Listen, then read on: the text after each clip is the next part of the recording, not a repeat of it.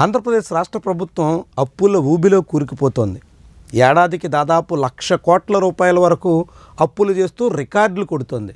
చంద్రబాబు ప్రభుత్వం గద్దెనెక్కిన తర్వాత 10 నెలల కాలంలోనే అమరావతి అప్పులతో కలుపుకుని 1,30,000 కోట్ల రూపాయల వరకు అప్పులు చేసి చరిత్ర సృష్టించారు. గతంలో ఎప్పుడూ లేనంత, ఎన్నడూ సాధ్యం కానంత లెవెల్లో అప్పుల వ్యవహారం సాగుతుంది. అప్పులు తెచ్చి పూట గడుపుతున్నటువంటి పరిస్థితి. ప్రతి మంగళవారం అప్పు చేయక తప్పని స్థితికి చంద్రబాబు ప్రభుత్వం వచ్చేసింది. గతంలో జగన్మోహన్ రెడ్డి ప్రభుత్వాన్ని విమర్శించినటువంటి చంద్రబాబు నాయుడు, పవన్ కళ్యాణ్ ఇప్పుడు భారీగా అప్పులు చేస్తున్నారు. సరిగ్గా అదే సమయంలో ఆంధ్రప్రదేశ్ రాష్ట్ర ప్రభుత్వం అప్పుల్లో కూరుకుపోతుంటే రాష్ట్ర ప్రభుత్వంలోని మంత్రులు భారీగా దందాల ద్వారా పెద్ద మొత్తంలో గడిస్తున్నారు అనేటువంటి కథనాలు వినిపిస్తున్నాయి. తాజాగా తెలుగు గేట్వే అయినటువంటి ఒక వెబ్సైట్లో వచ్చినటువంటి కథనం చూస్తే ఆంధ్రప్రదేశ్లో ఉన్నటువంటి ఒక మంత్రి, రాష్ట్ర ప్రభుత్వంలో కీలకంగా వ్యవహరిస్తున్నటువంటి ఒక మంత్రి ఏకంగా స్పెషల్ ఫ్లైటే కొనుక్కున్నారు. ఆశ్చర్యం కదా. స్పెషల్ ఫ్లైట్ గద్దెనెక్కి 10 నెలలు తిరగకముందే ఆర్థికంగా చితికిపోయిన స్థాయి నుంచి ఇప్పుడు సొంతంగా ఎక్కడికైనా తిరిగేందుకు తగ్గట్టుగా 14 సీటింగ్తో ఒక స్పెషల్ ఫ్లైట్ కొనుగోలే స్థాయికి ఆయన ఎదిగారంటే రాష్ట్రంలో అవినీతి వ్యవహారాలు, అక్రమ దందాలు ఏ రీతిన సాగుతున్నాయో ఈ ఉదంతం చాటుతోంది. ఆశ్చర్యం తెలుసా. 14 సీటింగ్ స్పెషల్ ఫ్లైట్ కొనాలంటే 150 కోట్ల నుంచి 200 కోట్ల రూపాయల వరకు వెచ్చించాల్సి ఉంటుంది. పైగా ముఖ్యమంత్రి చంద్రబాబు తిరుగుతున్నటువంటి ఫ్లైట్కు తగ్గట్టుగా అన్ని రకాల హంగులు తన స్పెషల్ ఫ్లైట్లో ఉండాలి అని ఆ మంత్రి కోరుకున్నట్టుగా ఐఏఎస్ వర్గాల్లో గుసగుసలు వినిపిస్తున్నాయి. వాస్తవానికి ఒక మంత్రే కాదు, ఇలాంటి చాలామంది మంత్రులు చాలా స్పెషల్ ఫ్లైట్లు కొనుక్కునేటువంటి స్థాయికి చేరుకున్నారు అంటూ ఐఏఎస్ వర్గాల్లోనే ప్రచారం సాగుతోంది.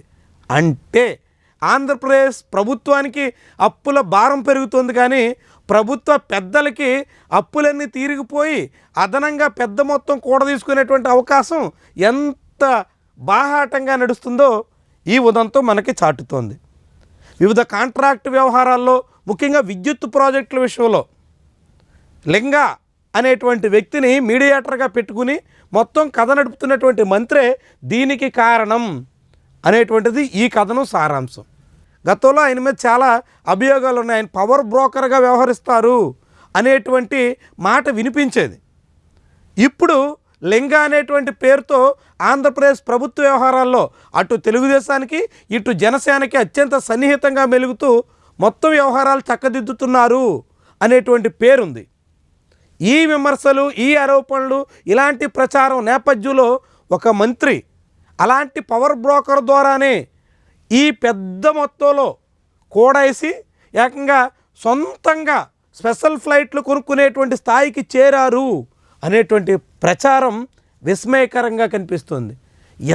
ఏ రీతిన దందాలు నడుస్తున్నాయో, ఎంత పెద్ద మొత్తంలో కూడబెట్టేస్తున్నారో స్పష్టమవుతుంది. గతంలో మనం చూసాం, ఆర్కే రోజా మంత్రి అయిన తర్వాత తన ఇంట్లో 2 భారీ ఖరీదైనటువంటి కార్లు కొనుగోలు చేసినటువంటి తీరు మీద చాలా విమర్శలు వచ్చాయి. ఆమె సోషల్ మీడియాలో చాలా వైరల్ అయింది. ఆమె అవినీతికి పాల్పడి పెద్ద మొత్తంలో అలాంటివన్నీ కొనుగోలు చేసేశారు అని ప్రత్యర్థులంతా విమర్శించారు.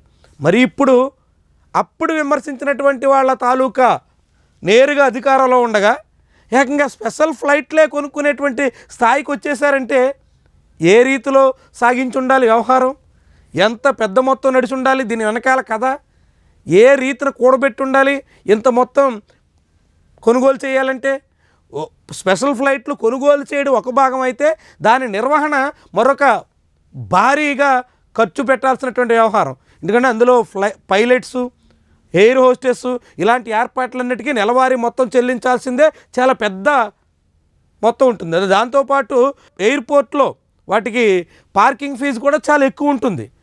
దాంతోపాటు తిరగడానికి అయ్యేటువంటి ఖర్చు కూడా చాలా ఎక్కువ.